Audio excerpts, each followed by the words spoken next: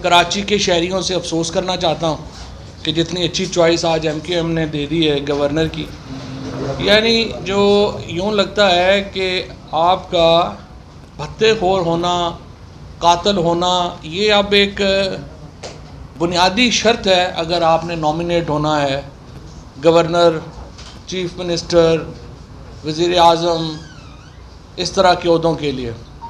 कामरान टेसूरी साहब के ऊपर मेरा ख्याल है कराची में कोई ऐसा भत्ता का केस नहीं है जिसमें कामरान साहब का नाम नहीं आता।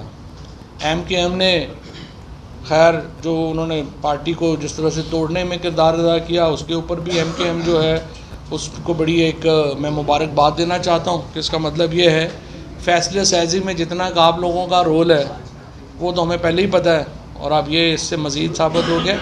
लेकिन मैं ये समझता हूँ कि पाकिस्तान की सियासत जिस तरीके से नीचे गई है पिछले 6 महीनों में, ये उसकी एक और मिसाल है जो आपके सामने आई है। इमरान खान को कोशिश की गई, पूरी साजिश तैयार की गई उनको एलिमिनेट करने की।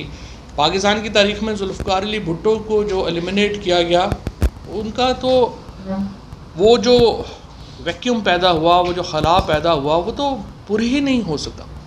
और आज आप देखते हैं पीपल्स पार्टी ही ख़त्म हो गई बेनज़ीर भुट्टो की शहादत के बाद। और एक इतनी बड़ी पॉलिटिकल पार्टी जो चारों सूबों की थी, कल जो सर्वे आया आपने देखा कि उसमें 1% लोग जो हैं वो बिलावल भुट्टो के साथ कोई उम्मीद रखते हैं, जहाँ पे इमरान खान के साथ अभी 51% लोग जो हैं उन्होंने अपनी तरजीह दी है।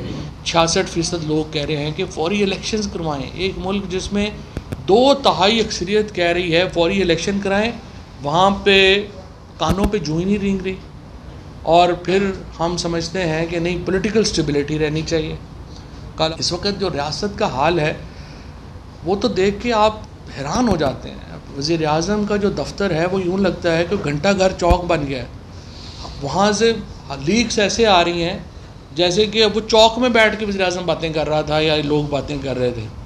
वज़ीर आज़म चाहे इमरान खान हो, चाहे नवाज़ शरीफ हो, चाहे शहबाज शरीफ हो, ये पाकिस्तान की रियासत का सबसे बड़ा ओहदा है। अगर उस ओहदे की इज़्ज़त का, तकरीम का ये हाल है कि वहाँ पे उनकी जो गुफ्तगू है, उनकी जो बातें हैं वो इस तरह से लीक हो रही हैं, मिनिस्टर्स की बातें लीक हो रही हैं, उनकी जो भी गुफ्तगू है वो बाकायदा वाइट टैप हो रही है। और उसके ऊपर हमारे जो डिफेंस मिनिस्टर है हमारा, और इस तरह के जोकर्स अनफॉर्चुनेटली पाकिस्तान में ला के बिठा दिए गए हैं।